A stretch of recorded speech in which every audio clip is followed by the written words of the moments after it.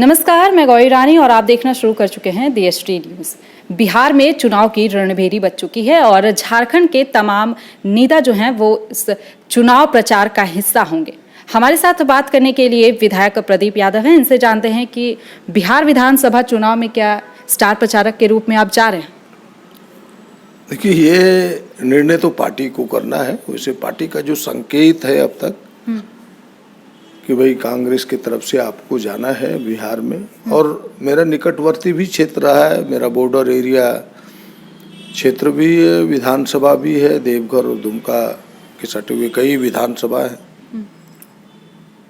तो प्रयास करेंगे कि अपना जो भी योगदान हो जाकर के दें, छोटा ही योगदान, यूपीए गठबंधन मजबूती से सामने आए।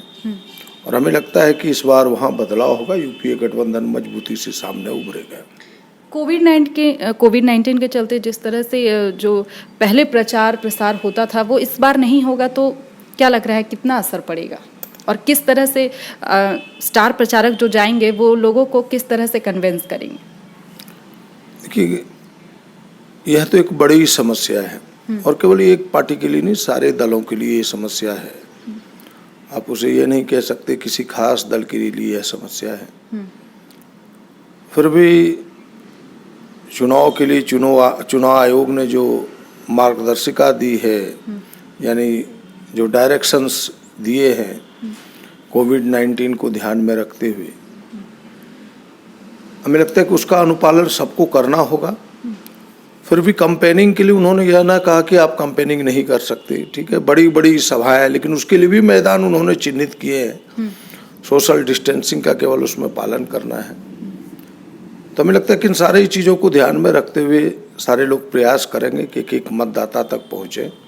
उम्मीदवार को थोड़ी इसमें अधिक मेहनत हो जाएगी कि उन्हें डोर टू डोर पहुँचने का प्रयास करना होगा, वर्कर्स को पहुँचने का प्रयास करना होगा। यूपीए की गठबंधन का जो नया स्वरूप सामने आया, उसमें जो पुराने घटक दल थे वो बाहर निकल चुके हैं। इसका पार्टी पर कितना असर पड़ेगा? कि आप देखेंगे, यूपीए हो चाहे एनडीए हो, सीट बंटवारे लेके थोड़ी बहुत विवाद सामने आती है। वो एनडीए के साथ भी ये विषय है जो यूपीए के साथ है। तो ये सारे विषय हैं, लेकिन फिर भी जनता जो मजबूत पक्ष है उसको देखना चाहता है। हमें लगता है कि यूपीए वहाँ एक मजबूत पक्ष है और जनता बदलाव के मूड में है।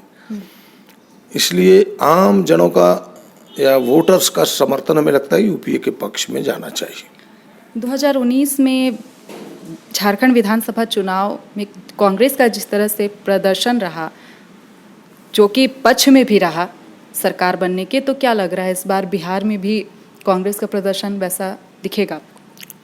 निश्चित रूप से कांग्रेस का ग्राफ काफ़ी बढ़ा है पिछले, अगर आप देखें, और ख़ास करके जो रुख अभी भारतीय जनता पार्टी का किसानों और गरीबों के प्रति रहा इस कोविड-19 में, हमें लगता है पूरी तरह से भारत सरकार फैल रही, बिहार भी उसी तरह फैल रहा। और एक गुस्सा है वहाँ, आप कह सकते हैं, नीतीश जी के प्रति, उस गठबंधन के प्रति, जदयू और भारतीय जनता पार्टी के प्रति। और यह कृषि बिल ला करके तो उस आग में घी का काम किया है, यानी गुस्सा और आसमां पर चला गया है। तो ऐसे समय में उसका सारा रिजल्ट तो चुनाव पर ही पड़ता है, परिणाम तो चुनाव के साथ ही आता है। तो हमें लगता है कि इन तमाम चीज़ों का वोटर पर प्रभाव पड़ेगा और एकमुश्त होकर लोग जाति पाति सारी चीज़ों को छोड़ करके एक साथ, हमें लगता है कि यूपीए गठबंधन को समर्थन करने का विचार करेंगे। सर, हाथरस में जो रेप कांड का मामला जो इस वक्त हमें सबसे ज़्यादा जो कह सकते हैं झंझोर के रख देने वाला जो मामला है हाथरस का, वो क्या लग रहा है आपको? वहाँ पे राजनीति हो रही है? कि आप राजनीति नहीं कह सकते हैं, इसे गंभीर मुद्दे में सभी पार्टियां अपनी अपनी राजनीति करने पे उतरी हुई हैं। देखिए, इस गंभीर मुद्दे को अगर राजनीतिक पार्टियां ना कूदती तो भारतीय जनता पार्टी की जो सरकार है योगी जी के नेतृत्व में, उन्होंने तो इस मामले को रफा दफा ही कर दिया था, यानी कह सकते हैं जमींदोज कर दिया था। यह तो कांग्रेस के नेतृत्व ने अच्छा प्रयास किया और खास करके मैं राहुल जी को हृदय से बधाई देना चाहता हूँ, आदरणीय हमारे नेता हैं। उन्होंने जो प्रयास किया, जो मेहनत किया, उस प्रयास और मेहनत ने रंग लाया। तब आज सरकार बैकफुट पर गई और उसे सीबीआई जांच के लिए उन्होंने घोषणा की, और उससे भी उनके अभिभावक खुश नहीं हैं। तो इस गंभीर मामले को बड़े हल्के से लेकर के हमें लगता है कि लीपापोती करने का प्रयास हुआ था, इसलिए राजनीतिक दलों को उस पर कूदना पड़ा। अगर शुरुआती दौर में ही कड़े एक्शन हो जाते, कार्रवाई हो जाती, तो फिर राजनीतिक दलों को जगह ही नहीं मिलता, पांव रखने का भी जगह नहीं मिलता। अगर ये जगह दिया, और राजनीतिक दल के मजबूरी है, मजबूरी भी कह सकते हैं और जिम्मेवारी भी कह सकते हैं, दोनों चीज़ें हैं कि कोई सरकार के दल यानी सरकारी पार्टी इस प्रकार की चीज़ों को करता है कि कोई बड़ी घटना हो जाए और उसे हल्के में लेकर के लीपापोती करने का प्रयास करता है, तो विरोधी दल का यह काम है कि वही जनता के समर्थन से ऐसा दबाव बनाना कि सरकार सही करने के लिए मजबूर हो जाए। हमें लगता है कि विरोधियों ने ठीक किया है, विरोधी दलों ने, जिसका परिणाम आज कुछ सामने आ रहा है। और राहुल गांधी के साथ जो हुआ, धक्का मुक्की हुई यूपी में, उसके बारे में क्या कहेंगे? हमें लगता है कि यह जोर जबरदस्ती लाठी डंडे की तो सरकार ही है। आप ये तो सारी चीज़ों को राहुल जी के साथ क्या तो क्या क्या, ये तो पूरे जो स्वायत्त संस्था है पूरे देश की, सभी संस्थाओं पर भी कैप्चर करना चाहता है। लोकतंत्र खतरे में है, और उसका एक छोटा सा उदाहरण ही यह भी राहुल जी के साथ है कि भाई कोई व्यक्ति केवल अकेले भी जाना चाहता है, फिर वही बाद में आप जाने देते हैं।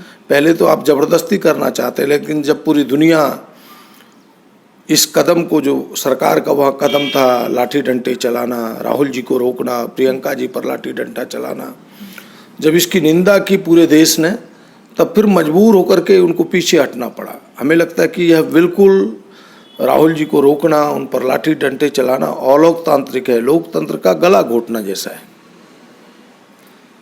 तो ये हमारे साथ बात कर रहे थे विधायक प्रदीप यादव, जिन्होंने तमाम मुद्दे पे अपनी बात कही। मैं गौरी रानी, द ST न्यूज़ के लिए, रांची से।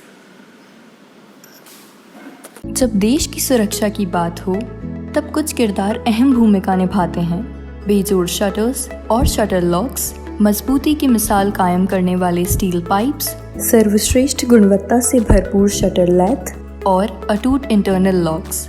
आइए इन्हें मिलाकर निर्माण करते हैं एक उज्जवल भारत का, क्योंकि बात भारत की मजबूत भविष्य की है।